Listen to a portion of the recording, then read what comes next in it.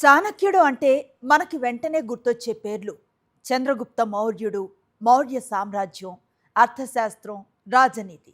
కానీ చాణక్యుడి గురించి కొంచెం వివరంగా తెలుసుకుంటే ఆయన ఆలోచనలు కేవలం రాజులు, యుద్ధాలకే పరిమితం కాలేదని తెలుస్తుంది. ఒక రాజ్యాన్ని ఎలా నడపాలి, ఆర్థిక వ్యవస్థను ఎలా బలంగా ఉంచాలి, ఎలాంటి పరిస్థితుల్లో ఎలాంటి నిర్ణయం తీసుకోవాలి, ప్రత్యర్థిని ఎలా అర్థం చేసుకోవాలి, సమాచారం ఎంత ముఖ్యం అనే విషయాలపై కూడా ఆయనకి స్పష్టమైన ఆలోచనలు ఉన్నట్లుగా ఆయనకు ఆపాదించబడిన రచనల్లో కనిపిస్తుంది. చాణక్యుడి అసలు పేరు విష్ణుగుప్తుడు అని సంప్రదాయాల్లో చెప్తారు. కౌటిల్యుడు, చాణక్యుడు అనే పేర్లు కూడా ఆయనతో ముడిపడున్నాయి. అయితే ఈ మూడు పేర్లకు సంబంధించిన వివరణలు వేరువేరు సంప్రదాయాల్లో వేరువేరుగా కనిపిస్తాయి. ఆయన తక్షశిలతో సంబంధం ఉన్న పండితుడిగా, ఆచార్యుడిగా ప్రసిద్ధి చెందారు. రాజకీయాలు, ఆర్థిక వ్యవస్థ, పరిపాలన, దౌత్యం వంటి అంశాల్లో ఆయనకు మంచి పరిజ్ఞానం ఉందని భావిస్తారు. ఆయనతో ముడిపడి ఉన్న అర్థశాస్త్రం గురించి చెప్పుకుంటే అది కేవలం రాజు ఎలా పాలించాలి అనే పుస్తకం కాదు. పన్నులు ఎలా వసూలు చేయాలి, వ్యవసాయాన్ని ఎలా నిర్వహించాలి, వాణిజ్యం ఎలా జరగాలి, న్యాయ వ్యవస్థ ఎలా ఉండాలి, రాజ్యానికి భద్రత ఎలా కల్పించాలి, ఇలా ఒక రాజ్యాన్ని నడిపించడానికి అవసరమైన చాలా అంశాలు ఇందులో చర్చించారు. అంటే ఒక రాజ్యాన్ని కేవలం సైన్యంతో నడపలేం. దాని వెనుక ఆర్థిక వ్యవస్థ ఉండాలి, పరిపాలన ఉండాలి, సమాచారం ఉండాలి, ప్రజల పరిస్థితిని అర్థం చేసుకునే వ్యవస్థ ఉండాలి. ఈ ఆలోచన అర్థశాస్త్రంలో చాలా స్పష్టంగా కనిపిస్తుంది. ఇక చాణక్యుడి పేరు చంద్రగుప్త మౌర్యుడితో విడదీయలేనంతగా ముడిపడి ఉంది.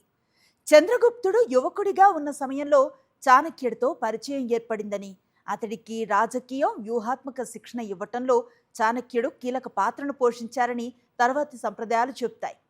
ఆ తర్వాత నందుల అధికారాన్ని సవాలు చేసి చంద్రగుప్తుడు మౌర్య సామ్రాజ్య స్థాపనకు దారితీశాడు.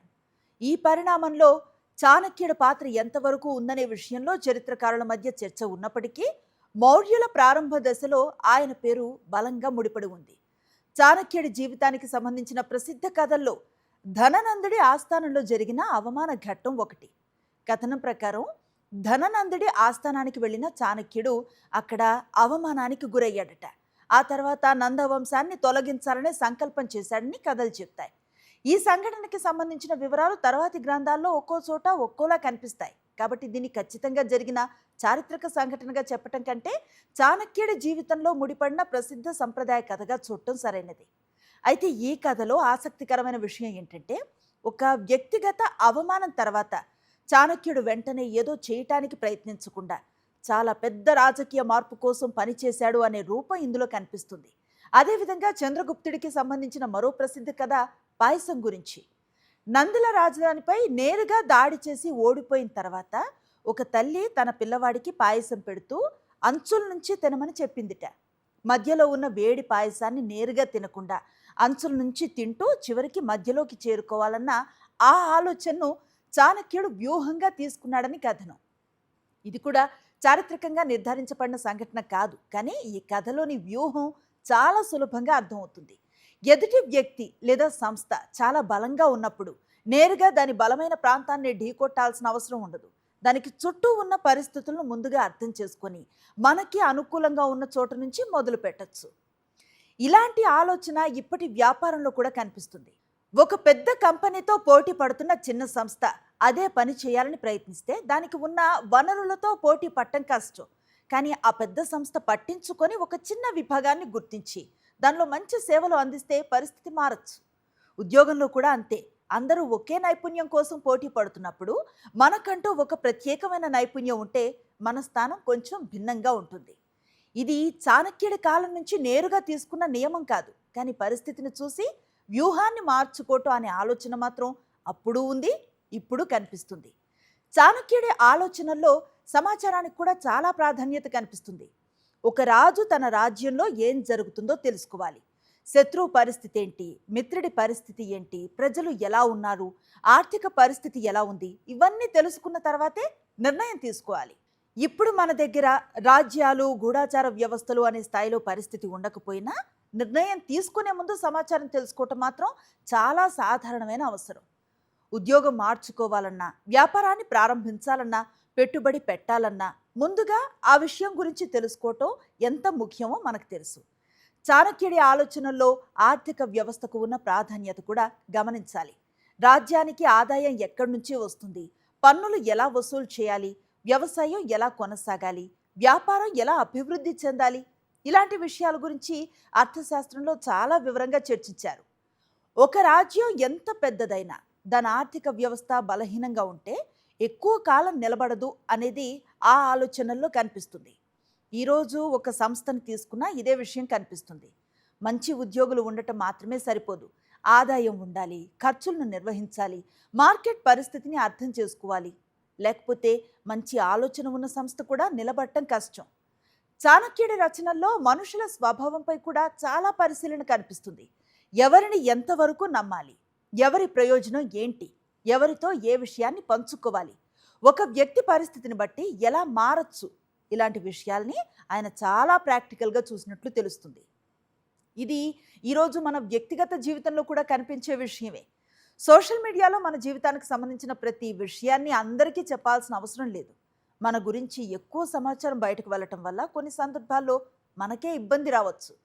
అలాగే ప్రతి ఒక్కరితో ఒకే రకమైన సంబంధం ఉండదు. ఎవరికైనా మనం పూర్తిగా నమ్మకం పెట్టుకోవచ్చు, ఇంకొకరితో కొన్ని విషయాల్లో మాత్రమే మాట్లాడచ్చు. సంబంధం ఏదైనా హద్దులు ఉండటం సహజమే. చాణక్యుడి ఆలోచనలో కనిపించే మరో విషయం పరిస్థితిని బట్టి నిర్ణయం మార్చుకోవటం. ఒకసారి తీసుకున్న నిర్ణయాన్ని ఎట్టి పరిస్థితుల్లోనూ మార్చకూడదని కాదు, పరిస్థితి మారితే వ్యూహం కూడా మారాలి. ఇది ఈరోజు కెరీర్లో కూడా చాలా అవసరం. ఒక ఉద్యోగం మనకు సరిపోవటం లేదని అర్థమైతే అదే ఉద్యోగంలో జీవితాంతం ఉండాలని పట్టుబట్టాల్సిన అవసరం లేదు. ఒక బిజినెస్ మోడల్ పనిచేయటం లేదని అర్థమైతే దాన్ని మార్చుకోవచ్చు. మనం అనుకున్న దారి పని చేయకపోతే మరో దారి వెతుక్కోవచ్చు. అయితే చాణక్యుడి ఆలోచనలను నేటి జీవితానికి వర్తింపచేసేటప్పుడు ఒక విషయాన్ని గుర్తుంచుకోవాలి. ఆయన జీవించిన కాలం పూర్తిగా వేరే సామాజిక రాజకీయ పరిస్థితుల్లో ఉంది. రాజ్యాలు, రాజులు, యుద్ధాలు, అధికార వ్యవస్థ ఇవన్నీ మన కాలానికి చాలా భిన్నమైనవి. కాబట్టి ఆయన చెప్పిన ప్రతి విషయాన్ని ఈరోజు జీవితానికి అలాగే వర్తింపచేయటం కంటే దాని వెనుక ఉన్న ఆలోచనను అర్థం చేసుకోవటం ఉపయోగం. ఇప్పుడు మనం ఉన్న ప్రపంచంలో టెక్నాలజీ చాలా మారిపోయింది. ఒకప్పుడు సమాచారం తెలుసుకోవటానికి రోజులు పట్టేది. ఇప్పుడు ఒక ఫోన్లో కొన్ని సెకండ్స్లో ప్రపంచం మొత్తం మన ముందు ఉంటుంది. అవకాశాలు కూడా పెరిగాయి. అదే సమయంలో మన దృష్టిని మళ్లించే విషయాలు కూడా పెరిగాయి. చదువు, ఉద్యోగం, కెరీర్, బిజినెస్, వీటితో పాటు సోషల్ మీడియా, ట్రెండ్స్, ఇతరులతో పోల్చుకోవటం ఇవన్నీ ఒకేసారి మన దృష్టిలోకి వస్తూ ఉంటాయి. ఇలాంటి సమయంలో ఏది నిజంగా మనకు అవసరమో గుర్తించడం కూడా ఒక రకమైన వ్యూహమే.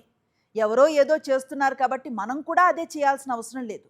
మన పరిస్థితి ఏంటి, మన బలం ఏంటి, మనకి నిజంగా ఏం కావాలి, ఇవి అర్థం చేసుకొని నిర్ణయం తీసుకుంటే దారి కొంచెం స్పష్టంగా ఉంటుంది. చాణక్యుడి కాలం నుంచి ఇప్పటి వరకు ప్రపంచం ఎన్నోసార్లు మారిపోయింది. అప్పట్లో రాజ్యాలుండేవి, ఇప్పుడు దేశాలున్నాయి. అప్పట్లో సమాచారాన్ని తీసుకువెళ్ళటానికి మనుషులు, దూతలు ఉండేవాళ్ళు. ఇప్పుడు ఒక్క మెసేజ్తో ప్రపంచం అవతలి వ్యక్తిని చేరుకోవచ్చు. టెక్నాలజీ మారింది, జీవన విధానము మారింది, మనం చేసే పనులు మారాయి. కానీ మనుషుల విషయంలో కొన్ని విషయాలు మాత్రం పెద్దగా మారలేదు. ఆశ, భయం, పోటీ, నమ్మకం, అనుమానం, అధికారం, విజయం కోసం ప్రయత్నం ఇవన్నీ అప్పుడు ఉన్నాయి, ఇప్పుడు ఉన్నాయి. బహుశా అందుకే చాణక్యుడి గురించి ఇన్ని సంవత్సరాల తర్వాత కూడా మనం మాట్లాడుకుంటున్నాం. ఆయన జీవించిన కాలాన్ని మనం తిరిగి తీసుకురాలేం. ఆయన చెప్పిన ప్రతి విషయాన్ని కూడా అనుసరించాల్సిన అవసరం లేదు. కానీ పరిస్థితిని గమనించటం, సమాచారం తెలుసుకోవటం, మన బలాన్ని అర్థం చేసుకోవటం, అవసరమైనప్పుడు వ్యూహాన్ని మార్చుకోవటం, ఇవి ఏ కాలంలోనైనా ఉపయోగపడే ఆలోచనలే.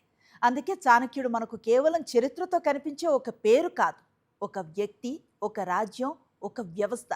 వీటిని అర్థం చేసుకోవటానికి 2,500 సంవత్సరాల క్రితం ఒక పండితుడు ఎలా ఆలోచించాడో తెలుసుకోవాలంటే ఆయన గురించి చదవటం ఇప్పటికీ ఆసక్తికరంగానే ఉంటుంది. మరో ఇంట్రెస్టింగ్ విషయంతో మళ్ళీ కలుద్దాం.